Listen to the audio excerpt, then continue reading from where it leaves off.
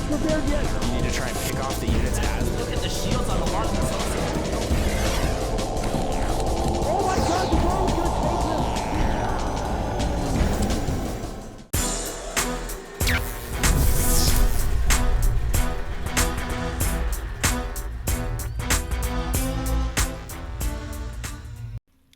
Ladies and gentlemen, good evening and welcome to another matchup here for the IPL Season 2. We are in the loser round brackets, and that, of course, means that at the end of this best of three, one of these players will unfortunately be eliminated from the IPL Season 2. Of course, it's got to happen if you want to have a winner, so we can all shed our tears and wipe them away, but this is how champions are crowned. I'm DJ Wheat from OneMoreGame.tv, and we have got a best of three between DarKFoRcE and BratOK, or BratOK. Just depends on how you want to look at it. We got BratOK as the red Terran spawning in the northeast position, and he is going up against this Zerg player, the blue Zerg. It's DarKFoRcE, and we've got a nice little sort of Euro-Russian clash here, as BratOK is a Russian. He was a Brood War player, also did play Terran in the early days of Brood War, I guess throughout his entire career. And, you know, he's been invited to a lot of competitions, but unfortunately has been somewhat scarce on the international scene due to visa issues, you know, just scheduling problems, etc. However, very, very accomplished gamer. He actually took third in the 2008 Razor TSL and has been the victor in several online StarCraft 2 competitions, including Europe, and is now competing in several North American online competitions, just like the IPL. And let's check out over here DarKFoRcE from Team Germany. And no, actually from Alternate Attacks, Team Alternate, and also a member of Team Germany. If you didn't know, there's a bunch of players that are all hail from Germany, and they call themselves Team Germany. And DarKFoRcE is a Zerg who's had both success online and at some offline events as well. So we've got a expansion gas pool build here from DarKFoRcE, as he's going to go ahead and utilize his pocket expansion. It will be scouted here by BratOK as he sends his SCV up to go, okay, I know what's going on here. And this will put the Zerg DarKFoRcE at a pretty good advantage here going into this game. You know, there are some differences to take in this one. We do have a Vespene Geyser, just the one up in the pocket expansion, and then there are 6 mineral patches versus the 8. However, as you can see, the only route in there by ground is this ramp right here, so it is susceptible to drops, which, of course, versus a Terran opponent could very much be a possibility later on in this matchup. Already 2 Marines sitting out here at the front. Not sure if that actually is going to be an indication that we might have some early pressures. Marine number 3 is moving forward. This SCV was inside doing the dance, but it's not really a place. You can't really bunker rush here or anything crazy like this because it's inside the opponent's base, and it means that it's relatively easy to defend. However, this SCV going to kind of hide himself over here, and I'm not sure if these Lings are going to actually go out.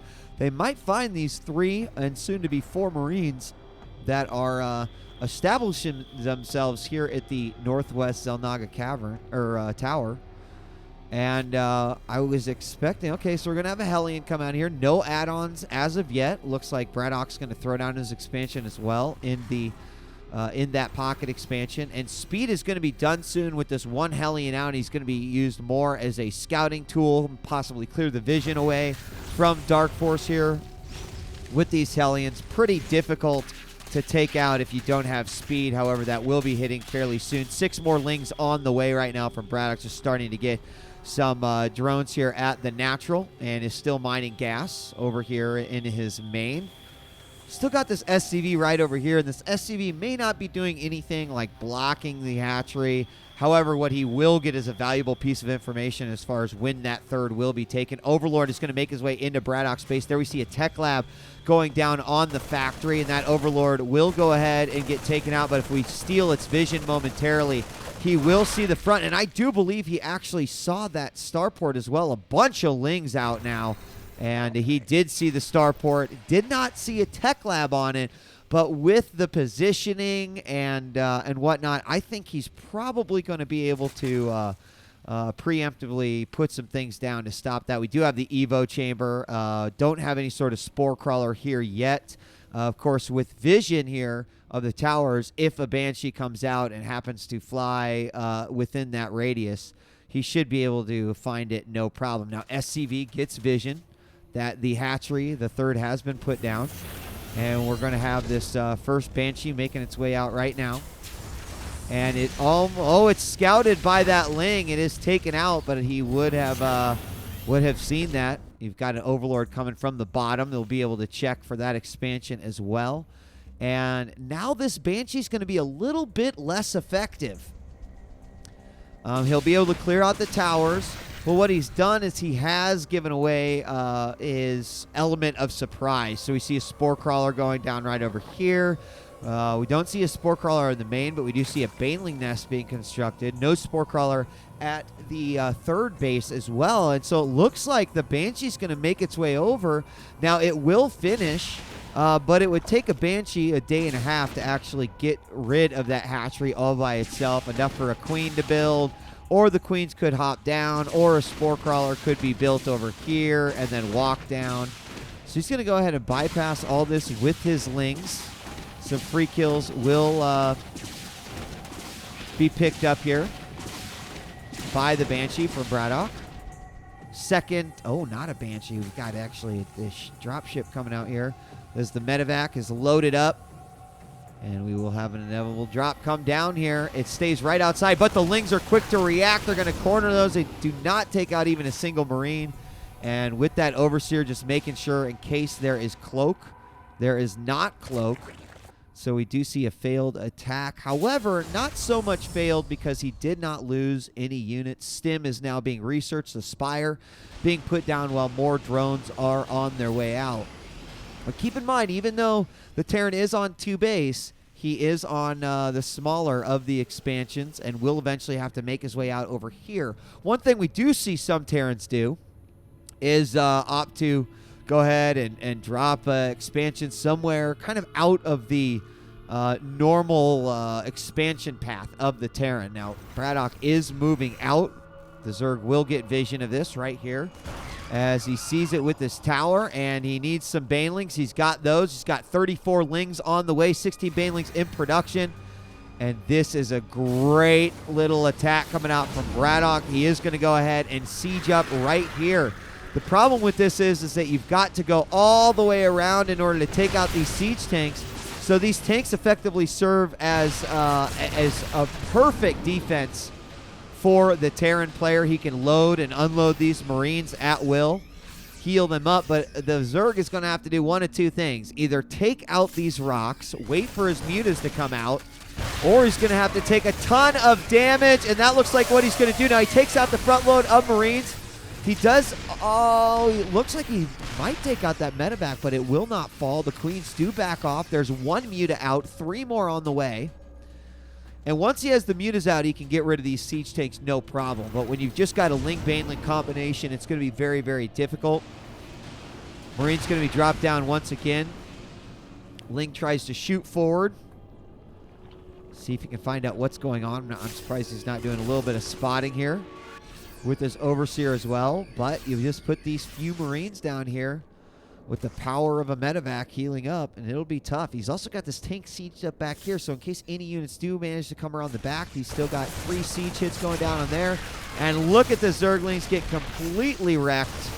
However, out come the mutas. He's just going to try to pick them off little by little. Baneling speed on the way. But a very good attack here. Very impressed by BratOK as using the map to his advantage. The Zerg, of course, if these rocks were taken down, might have a better chance. And now we've got 1 spine crawler up. He could possibly use that spine crawler to try to combat this. Going to be healed up. Trying to take out that medevac. That'd actually be a big, big kill for the Zerg player. And at this point, BratOK is taking this containment lead where he could sit here for a very, very long time. Sure, there could be an expansion out, but keep in mind he can always go ahead and flank here and flank an expansion. So he has kind of put the Zerg player in a position where it will be very, very difficult. Oh, the Banelings are basically worthless as the Marines are picked up. The Mutas do not take out the medevac. And you just see more reinforcements streaming in here right now. The army supply 116 for BratOK, 133 for DarKFoRcE's muta count is starting to get higher, and he's got 5 more mutas on the way. Now, it might be a good opportunity for the mutas to be going out and doing a little bit of harass, but, oh, almost loses a muta there. That would not have been good. He needs to be very, very careful. He could poke in with these 5 more mutas coming out and possibly pick off one of these tanks. There's a, oh... A medevac doing absolutely nothing and is going to be pulled out. There are some Marines on the way. And I'm just not really that fond of DarKFoRcE's engagements here. And quite frankly, I think that he was just caught a bit by surprise. More tanks and more Marines. Marines now at +1. They're getting their combat shield. They're getting their +1 shields as well. This base is now up for BratOK. And this third base will go down. Again, having just the 1 geyser and 5 patches, but that is a rich Vespian geyser. Oh my gosh, now missile turrets going up. Tanks drop to the low ground. And he will manage to take out that 1 missile turret. And possibly 2 tanks here. But in come a lot of Marines. They are going to get hit by those Zerglings, and some more coming in from the back, but putting themselves in a position where they can get some help from the siege tanks. And I apologize, guys. I'm scratching my head here a little bit thinking, you know, what can DarKFoRcE do? Because right now, BratOK just has this amazing contain. This might be the answer. Here comes a counterattack. He's actually going to take all of his lings directly into the main and see if he can do a lot of damage here. There is a Hellion, a lot of reinforcements moving back. He's going to be lifting several of these orbitals. Take a look at the income tab. We do see the Terran falling in the SCV count, but he does come back and takes care of it quite nicely. We'll get an extractor, refinery, and a missile turret as well. And then, unfortunately, we'll lose all those units back to the action here at the front. Missile turrets have gone up, making those mutas much less effective here. And I'm really surprised he hasn't gone in and just tried to snipe these 2. He's got the muta count. There is a bunker up top as well. He's going to have to sacrifice a couple of mutas in order to take out both these tanks. And that will help him. It gives a little bit more run-by room, a little bit more wiggle room for the Zerg player. But look at the amount of Marines and tanks now moving in a position. He might move these more forward here to the cliff, or he might join them up with his army. Another counterattack making its way around the map, and I feel like DarKFoRcE probably should have been doing something like that a while ago. However, he was really struggling to get that muta count up high. The one thing DarKFoRcE is also really missing from these engagements is the Baneling. However, you just don't... Oh, he's going to go in and try to go for the kill here. The bunkers will go down, Marines will fall, and everything will be cleaned up. He can get rid of that initial threat here that's been sitting at his natural for quite some time. But he needs to get those mutas out of there because the rest of the army now gearing up for a counterattack. He really needs a lot of Banelings here, and I do not think he has enough. Tanks are not sieged up quite yet, and in come the mutas from the back. They start to do some damage here to the tanks. A lot of Marines left over, but look at that. DarKFoRcE does manage to clean it up, and perhaps BratOK just got a little bit too greedy on that attack. I mean, he did get this area cleared up here. He had to move a lot of Marines away from the engagement. No tanks sieged up here, so a bit vulnerable for a counterattack, but he has a lot of Marines. Being mobile. He is on 3 base. His production is coming out of 6 racks and a single two factories. A single 2 factories, you know. It's an actual unit of measurement. A single 2 factories. And really with a great Baneling hit and the continued muta support, I think that there is now enough of an army here for DarKFoRcE, and he has gotten rid of that initial contain, that he might be in a good position. Here we've got some Marines moving up to possibly snipe this third. There are no banelings here. And if only he knew about it. The Mutas are incredibly out of position. There'll be a counterattack over here. The Mutas need to come back or he will lose this third. And also no banelings coming out. Only 7 Mutas and 20 lings on the way. But losing that, now he's going to have to make some banelings, or will he just continue with the counterattack? Oh my gosh, if he loses the natural, it's going to be bad news. And there are just too many Marines here, I think, for the amount. He's going to bring his drones out as well. Tanks are not here to help out with that ground force. The Muta count is falling quickly, and there might be too many medevacs here, and I think the answer is yes. Did DarKFoRcE give up a huge lead? His natural goes down as well. And Mutas are falling left and right. More lings being rallied out. Only a few Marines are left. There the tanks are up. But unfortunately nothing left to take out these Mutas. I cannot even believe this. So no mining currently. Or very little mining rather. So maybe some long distance mining. For our Zerg player, the Terran is still healthy, and look at this next attack he's got coming.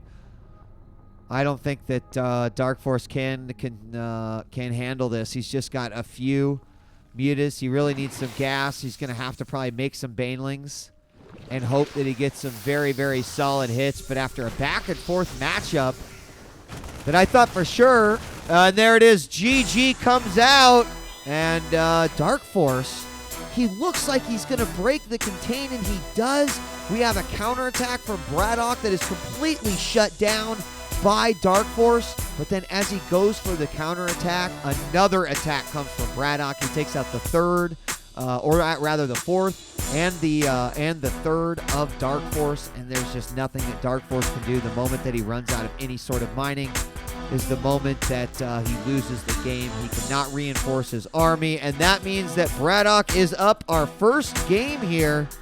A crazy one that went back and forth, and we'll be back for game number 2 here for the IPL Season 2.